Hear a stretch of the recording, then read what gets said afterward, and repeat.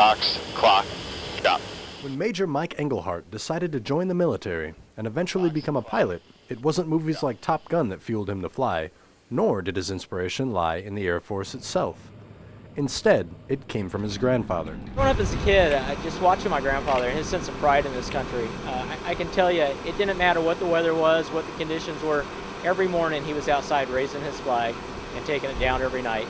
At 91 years old, Henry J. DeNicola has seen and experienced more than most.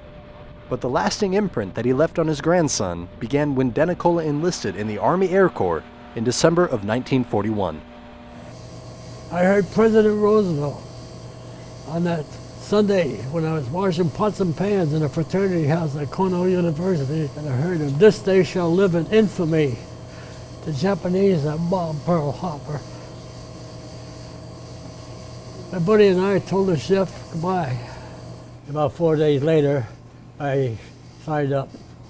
For 3 years, Mr. DeNicola served as a nose gunner aboard the B-24 Liberator. He flew 13 combat missions. We had a mission from Samar,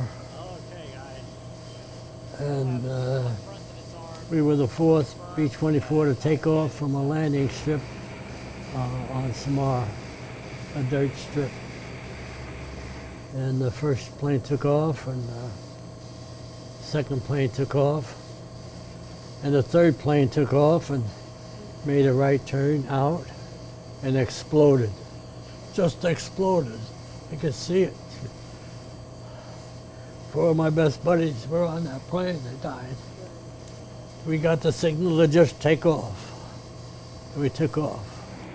DeNicola says he'll never forget that day, but it's all the memories and the experience gained that have made him who he is. They are the cornerstone that built the foundation for his children and his grandchildren alike.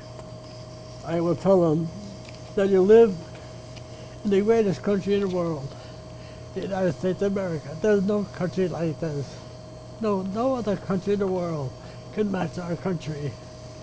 And that they love it very deeply and sincerely, and be ready to serve it if it calls for them. That's what I want my children to be. Here's one of them right here.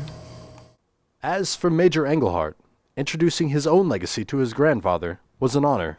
Seeing the pride he had in his eyes for what I do and for what all the airmen here at Hurlburt and the Air Force do, you saw this, just this spark in him.